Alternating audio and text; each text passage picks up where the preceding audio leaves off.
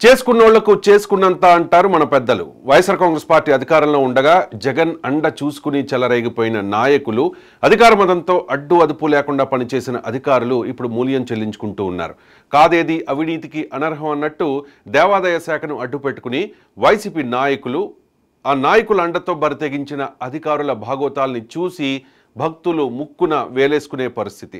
తాజాగా దేవాదాయ శాఖ అసిస్టెంట్ కమిషనర్ శాంతిపై ఆమె భర్త మదన్ మోహన్ దేవాదాయ శాఖ కమిషనర్ సత్యనారాయణకు చేసిన ఫిర్యాదు వైఎస్ఆర్ కాంగ్రెస్ పార్టీలో తీవ్ర చర్చకు దారితీసింది.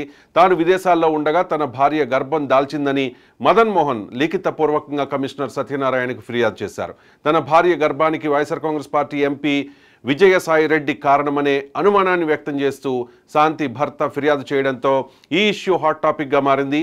అసలే నెల్లూరు జిల్లాలో ఓడిపోయి నెల్లూరు ఎంపీగా విఫలమయ్యి పార్టీ 11 సీట్లకే పరిమితమయ్యి జగన్ను కేసుల భయం వెంటాడుతోన్న తరుణంలో వెలుగు చూసిన ఈ ఘటన వైఎస్ఆర్ కాంగ్రెస్ పార్టీలో అలజడికి కారణమవుతోంది. తన భార్య అక్రమ సంతానానికి తండ్రి ఎవరో తేల్చాలంటూ కమిషనర్ను కోరుతూ లేఖ రాసిన దేవాదాయ శాఖ అసిస్టెంట్ కమిషనర్ శాంతి భర్త మదన్ మోహన్ ఈ అంశాన్ని అస్సలు వదిలేదే లే అంటూ ఉన్నారు.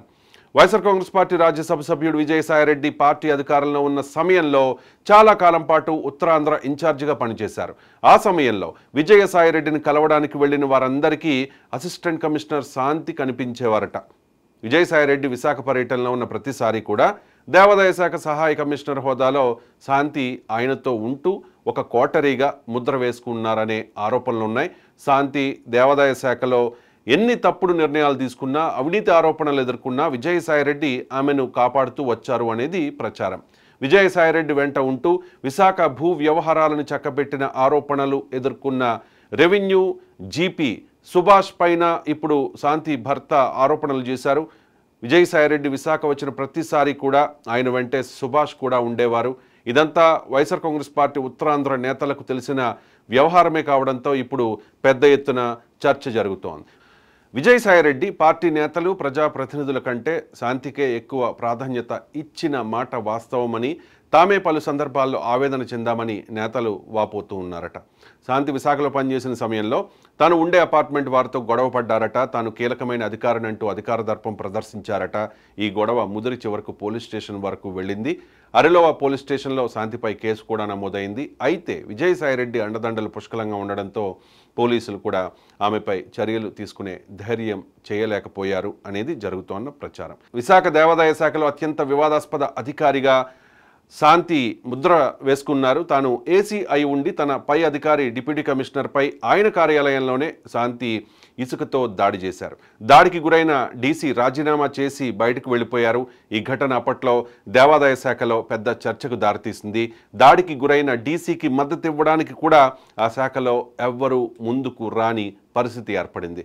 క్రమశిక్షణ తప్పి విచక్షణ కోల్పోయి పై అధికారిపైనే దాడి చేసిన శాంతి విజయసాయిరెడ్డి అండతో క్షేమంగా బయటపడ్డారు అనేది ప్రచారం. దేవాదాయ శాఖలో శాంతిపై ఎన్నో అవినీతి ఆరోపణలు ఉన్నాయి. అయినా విజయసాయిరెడ్డి మద్దతుతో ఎవరినీ లెక్క చేయకుండా తన ఇష్టానుసారం విధులు నిర్వర్తించారనే టాక్ నడుస్తోంది. ఇవన్నీ తెలిసిన వైఎస్ఆర్ కాంగ్రెస్ పార్టీ నేతలు, కార్యకర్తలు ఇప్పుడు విజయసాయిని చూసి జాలిపడుతూ ఉన్నారట. చేసుకున్న వాడికి చేసుకున్నంత అంటూ పెదవి విరుస్తూ ఉన్నారట.